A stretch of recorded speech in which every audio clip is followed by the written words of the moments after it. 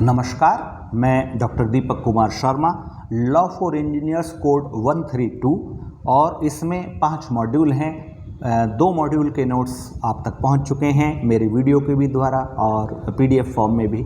अब ये है, इस वीडियो में मैं बात करूंगा मॉड्यूल 3 की, और मॉड्यूल 3 बात करता है एडजुडिकेटरी सिस्टम इन इंडिया।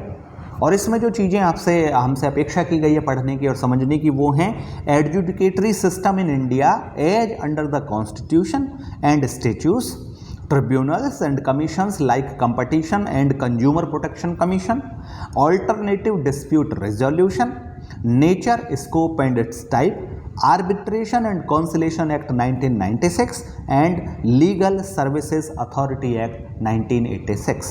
ये सारी चीज़ों के बारे में हमें बेसिक जानकारी हो, ये अपेक्षा हमसे इस मॉड्यूल में की गई है। तो सबसे पहले मैं आपके सामने रखूंगा adjudicatory system in India. Bharat में न्याय व्यवस्था है किस तरह की। The judicial system in India is divided into 3 categories. The apex court, this is the highest court which is known as Supreme Court of India. Then comes the high courts in respective states and union territories and lower courts at the district level. The high courts and Supreme Courts is also known as the appellate court, whereas the district court are referred as trial courts. District court में trial होता है, गवाह बुलाए जाएंगे, सबूत बुलाए जाएंगे, सारी चीज़ें होंगी, वो सब चीज़ों का महीनों चलेगा और इस तरह ट्रायल करने के बाद में कोई डिसीजन दिया जाता है। उस ट्रायल से यदि हम संतुष्ट नहीं हैं, वहाँ जो जजमेंट आया उसे हम संतुष्ट नहीं हैं, तो हाई कोर्ट में और सुप्रीम कोर्ट में एज पर द जुरिस्डिक्शन हम अपील डालते हैं। इसीलिए हाई कोर्ट और सुप्रीम कोर्ट को अपीलेट कोर्ट कहते हैं और डिस्ट्रिक्ट कोर्ट को ट्रायल कोर्ट कहते हैं।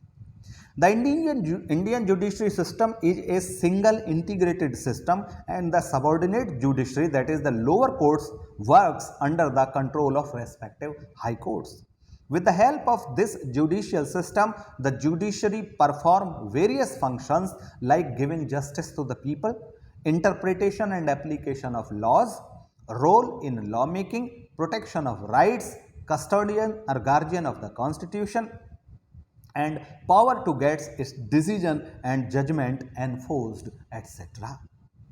2 important features of Indian judicial system are independent and integrated. They are independent, judiciary is separated from executives and all, and they are integrated. Lower court जुड़ा हुआ है high court से, high court जुड़ा हुआ है supreme court से. They are not totally separate, they are integrated. A judge in the court is there to help one side or other, but to make sure that the entire process is consistent with the rule and the law of the land. And the procedure goes like this. Opening statement होता है court में, उसके बाद presentation of case होता है, उसके बाद witness का एग्जामिनेशन किया जाता है, क्रॉस एग्जामिनेशन किया जाता है, ऑब्जेक्शंस होते हैं। आपने कई बार फिल्मों में भी देखा होगा, एग्जैक्टली ऐसा नहीं होता कोर्ट में, बट काफ़ी कुछ ऐसा होता है। आर्ग्यूमेंट्स होते हैं और फाइनली अनाउंसमेंट होता है वर्डिक्ट का। यानी किसी भी कोर्ट में जब भी आपने केस दायर किया, that is the opening statement, वो आपने जो केस दायर किया, उसके बाद में आपका प्रेजेंटेशन ऑफ केस लीगली तरीके से वो कोर्ट में पहुंचा दिया जाता है, और फिर उसके जो विटनेस हैं कि उस चीज़ को प्रूव कैसे करोगे आप, जो भी सबूत हैं उनका एग्जामिनेशन किया जाता है। दूसरी पार्टी उन पर ऑब्जेक्शन लगाती है, क्रॉस एग्जामिन करती है, आर्ग्यूमेंट्स होते हैं, बातों का इंटरप्रिटेशन कैसे होता है, इसका तो ये मतलब नहीं है, इसका तो ये मतलब है, और फिर फाइनली इन सबको सुनने के बाद वर्डिक्ट अनाउंस किया जाता है, और इस तरह भारत में न्याय व्यवस्था चलती है। अब इनमें हमने जो बात करी थी, सबसे बड़ा कोर्ट कौन सा था? Supreme court. तो सुप्रीम कोर्ट क्या करता है और कैसा होता है, थोड़ा उसके बारे में जान लेते हैं। The Supreme Court of India is the supreme judicial authority of India. It has the final decision in all legal matters. It consists of a Chief Justice of India plus 34 judges. It primarily takes up the appeals against verdict of High Court. High Court से भी ऊपर है, तो जो High Court में भी appeal लगती है उनको नॉर्मली Supreme Court लेता है. It requires to safeguard the fundamental rights of the citizens. The law declared by Supreme Court becomes binding on all courts at all levels within India. Supreme Court ने यदि कोई निर्णय दे दिया तो वो निर्णय आधार बन जाता है हाई कोर्ट और लोअर कोर्ट में निर्णय लेने के लिए. It is binding on all high courts and lower courts of India. Now comes दूसरे नंबर पे क्या था हमारा? High court. The high courts of India are the highest court of appellate jurisdiction in each state. Uttar Pradesh high court, आपका Allahabad high court जिसे कहते हैं, हर state में एक हाई कोर्ट होता है, कुछ स्टेट को मिला के एक हाई कोर्ट भी होता है कहीं कहीं जहाँ छोटे स्टेट हैं।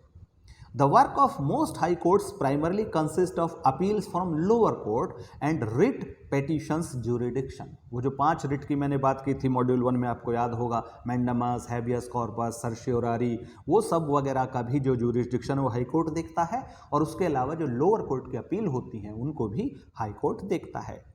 Each state is divided into judicial district presided over by a district and a session judge.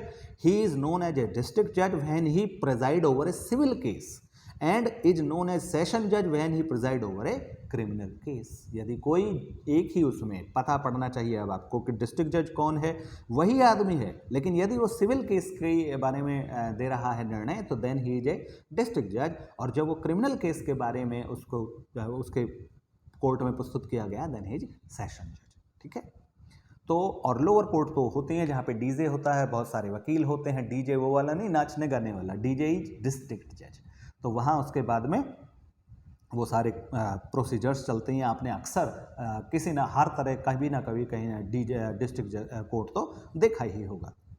न कम्स इन सबको हेल्प करने के लिए विशेष रूप से पर्टिकुलर फील्ड में जहाँ ज़्यादा मुकदमे आ रहे होते हैं तो उनके लिए ट्रिब्यूनल बना दिए जाते हैं कि वो जो है हाई कोर्टों पे और सुप्रीम कोर्ट पे जो बोझ है केसेस का वो कम हो जाए। तो ट्रिब्यूनल्स क्या होते हैं? ट्रिब्यूनल्स आर जुडिशियल और quasi judicial institutions established by law. They intend to provide a platform for faster adjudication as compared to traditional courts, as well as expertise on certain subject matters. Tribunals are not constitutional bodies, जो पहले नहीं थे 50 में जब हमारा constitution बना था. In 1976, Article 323A and 323B were inserted in the Constitution of India through 42nd Amendment. They are very similar to courts but are not the courts. You need to understand, they are not the courts. They are very similar to court but not the courts. At present, there are 14 tribunals in India for settling various administrative dispute. उनमें से कुछ का मैं नाम आपको बताऊं तो आपको याद आएगा. Central Administrative Tribunal CAT, Income Tax Appellate Tribunal, Custom Excise and Service Tax Appellate Tribunal, National Green Tribunal NGT, अक्सर आप सुनते होंगे इसके बारे में, competition appellate tribunal, national company law tribunal, आजकल जो बिल्डरों के मामले में बहुत है, NCLT में केस चला गया है, नेशनल कंपनी लॉ ट्रिब्यूनल, और आर्म्ड फोर्स ट्रिब्यूनल एटसेट्रा. ये जितने भी ट्रिब्यूनल हैं ये अपने अपने फील्ड के एक्सपर्टाइज होते हैं और इस तरह के केस उस ट्रिब्यूनल्स में सुने जाते हैं. फिर जो हमारा मॉड्यूल था उसका सिलेबस बात करता है कि हम थोड़ा सा जानें कंपटीशन कमीशन ऑफ इंडिया क्या है. CCI, Competition Commission of India, is the chief national competition regulator in India. It is a legal body and is responsible for enforcing the Competition Act 2002 in order to promote competition and prevent activities that have an adverse effect on competition in India. जहाँ स्वस्थ healthy competition होगा वहाँ पे हर चीज़ बेहतर तरीके से होगी, कोई इरेगुलरिटी ना हो, किसी के साथ इनजस्टिस ना हो. इन चीज़ों को देखने के लिए कंपटीशन कमीशन ऑफ इंडिया का गठन किया गया है. The Competition Commission of India looks into cases and investigate it if the same has negative effect on the competition. किसी भी तरह का कोई नेगेटिव इफेक्ट किसी भी तरीके से आ रहा है तो उस मामले की जांच करता है कंपटीशन कमीशन ऑफ इंडिया और वो जो इरेगुलरिटी है उसको फिर दूर करता है. इसके बाद हमारे है कि एक तरीका हुआ कि हमने नॉर्मल प्रोसीजर है हमारा कि हम लोअर कोर्ट में हमने मुकदमा किया, हाई कोर्ट में अपील की, सुप्रीम कोर्ट में गए, या हम किसी स्पेसिफिक फील्ड के हैं तो हम अपनी वाले ट्रिब्यूनल में चले गए, कि अगर हम आर्म्ड फोर्सेस के हैं तो आर्म्ड फोर्सेस ट्रिब्यूनल में चले गए, हमें कोई पर्यावरण से जुड़ा मुद्दा है तो हम नेशनल ग्रीन ट्रिब्यूनल में चले गए, हमारा कोई कंज्यूमर रिलेटेड मुद्दा है तो हम उसके ट्रिब्यूनल में चले गए. इसके अलावा भी एक और चीज़ है जिसको कि कानूनी इजाज़त दी गई है and it is known as alternative dispute resolution. उसके भी कुछ तरीके हैं. ऑल्टरनेटिव डिस्प्यूट रिजोल्यूशन क्या होता है? इसके नेचर, स्कोप एंड टाइप ये हैं कि the purpose of solving dispute through ADR, alternative dispute resolution, is to lower the burden upon the courts. Courts पे भी, ट्रिब्यूनल्स पे भी खूब सारे केसेस हैं, तो वहाँ से भी और बर्डन हटाने के लिए ये व्यवस्था शुरू की गई है।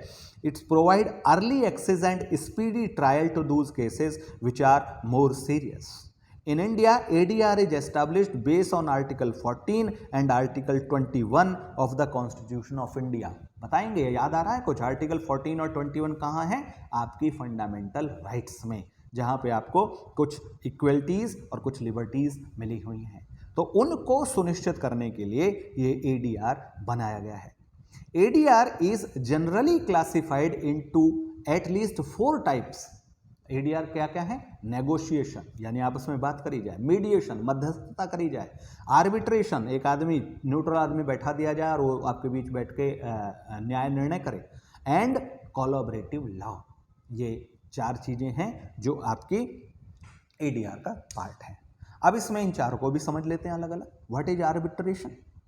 It is a dispute resolution process agreed between parties in which the dispute is submitted to one or more arbitrators who issue an award.